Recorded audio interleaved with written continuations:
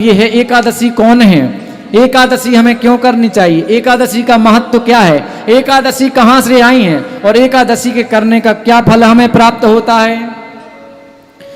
यहां से एकादशी की कथा प्रारंभ होती है। एक शंखासुर नाम का दैत्य था, वो समुद्र के किनारे रहता था। भाई साहब, शंखासुर नाम का जो दैत्य था वो समुद्र के किनारे रहता था और जितने भगवान के भक्त वहां जाते थे तो उनको सबको उठा करके वो समुद्र में डाल देता था, उनकी हत्या कर देता था, उनको मार देता था।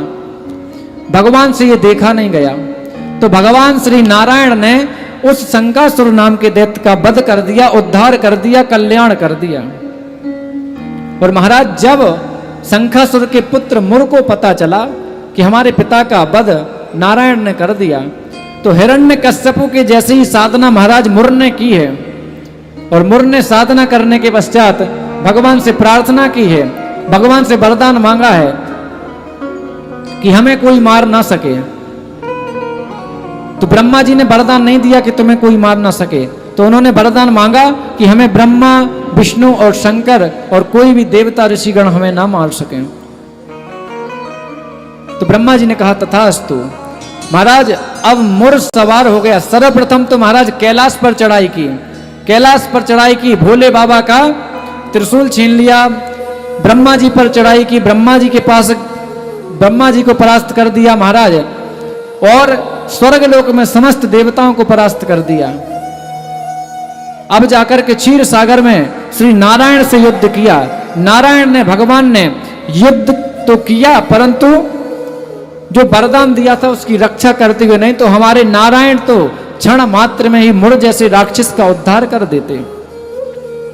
परंतु नारायण भी भावी बस उस दुष्ट अत्याचारी मुर से परास्त होकर के बद्रीनाथ में गंभीर गुफा नाम से आज स्थित है, वहां पर आकर के ठाकुर जी शयन करने लगे। परंतु वहां भी मुर दैत्य रुका नहीं, वहां भी आया और भगवान नारायण को जैसे उन्होंने विश्राम करते हुए देखा तो एक अस्त्र निकाला और अस्त्र निकाल करके महाराज नारायण पर प्रहार करने के लिए जब दौड़ा, नारायण हमारे जब आसन पर विश्राम कर रहे थे, शयन की अवस्था में जब मुर ने शस्त्र को निकाल करके भगवान पर प्रहार करना चाहा, महाराज उसी समय हमारे नारायण के हृदय से एक दिव्य अलौकिक ज्योति प्रकट हुई और उस ज्योति के प्रकाश से उस मुर नाम के दैत्य का उद्धार हो गया।